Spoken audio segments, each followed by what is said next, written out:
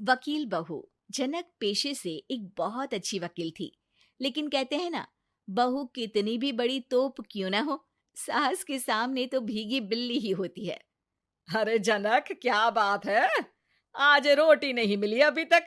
ये तेरा कोर्ट नहीं है जो आज फैसला ना हुआ तो कल की तारीख मिल जाए। रोटी तो रोज वक्त में चाहिए। हाँ। माँ जी, रोटी तो कब की बन गई। मैंने आपको कहा तो खाना खाने के लिए, आपने शायद सुना नहीं होगा। ओहो, जज नहीं हूं मैं तेरे कोर्ट की, सास हूं सास। कोई दलील फालतू की मत देना यहाँ। बहुत जानती हूं मैं इन वकीलों को। अपनी बात ऊपर रखने के लिए झूठ बोलने में जरा भी नहीं सोचते।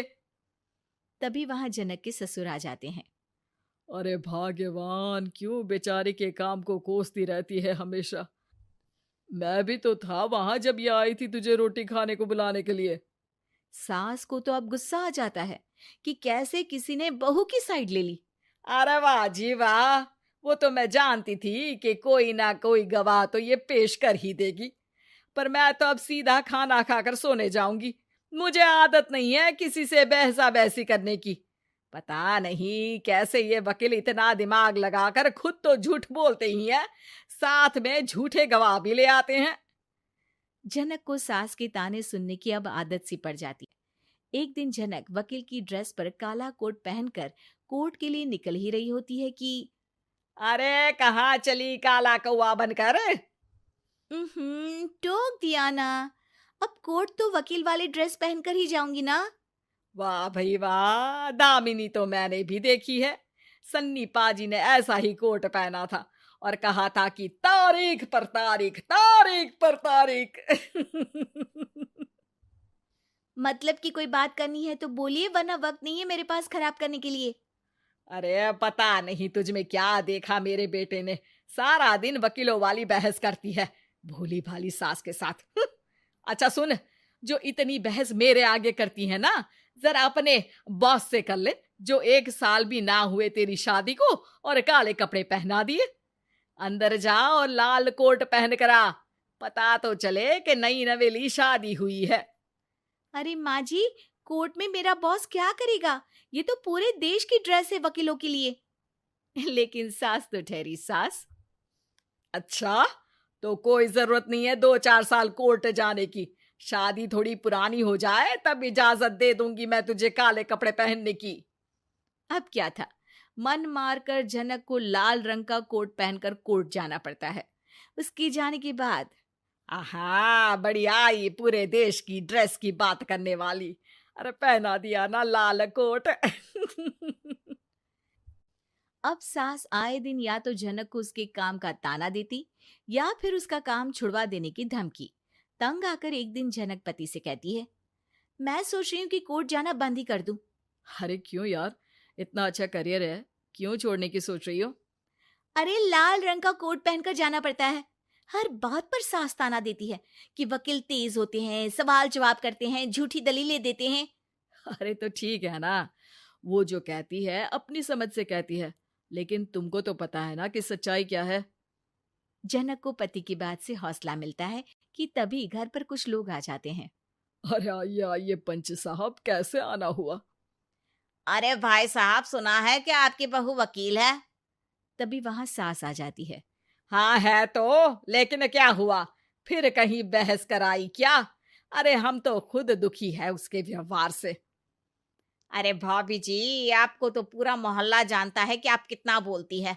फिर हम यहाँ बहू रानी की कोई शिकायत नहीं, बल्कि अपनी परेशानी लेकर आए हैं। ससुर जी खुश हो जाते हैं। हाँ हाँ, मैं अभी बहू को बुलाता हूँ। जनक वहां आती है, सबको नमस्ते करके बैठ जाती है। बहू रानी, हमारे गांव में बड़ी मुसीबत आ गई है। अब तो पूरे गांव की जिम्मेदारी मानो तुम्हारे कंधों पर है। अरे ना ना, इससे तो घर की जिम्मेदारी पूरी नहीं होती। ये गांव की जिम्मेदारी क्या लेगी? भाभी जी, आप चुप हो जाओ। यहाँ पढ़े लिखे लोगों की बात हो रही है। आप जाओ, जरा रसोई से सबके लिए चाय लेकर आओ। मैं कॉफी लूंगी। हाँ हाँ, वकील साहिबा के लिए कॉफी। सास सर पैर सब पटक कर वहां से निकल जाती है। बहू, गांव में पानी नहीं आ रहा है, पड़ोसी राज्य ने हमारा पानी रोक रखा है।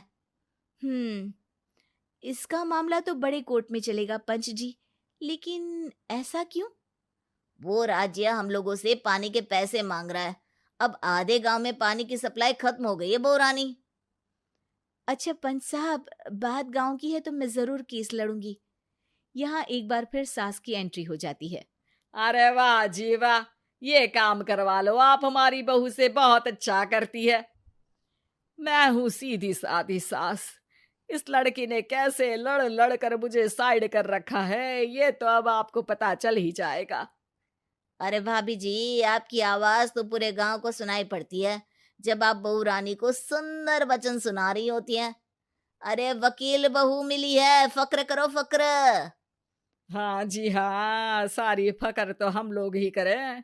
खैर, अब जो केस लड़ेगी और पानी गांव में आ जाता है तो पंच साहब लिख कर देना होगा कि हैंड पाइप में सबसे पहले मेरी बाल्टी और घड़ा भरेगा।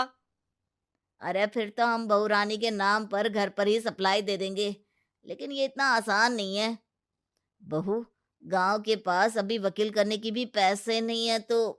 अरे पंच साहब, ये मेरे गांव का मामला है, मैं आपसे एक भी पैसा नहीं लूंगी। सास को बहू की बात पर गुस्सा आ जाता है, लेकिन सबके जाने के बाद झनक मन लगाकर गांव की परेशानियों को दूर करने में लग जाती है। और वो दिन भी आता है कि झनक केस जीत जाती है। अरे आज तो प्लम्बर आकर घर तक पाइप लगा गया है। खुश हो जाओ, मेरे कारण तुम लोगों को घर के अंदर ही पानी मिल जाएगा।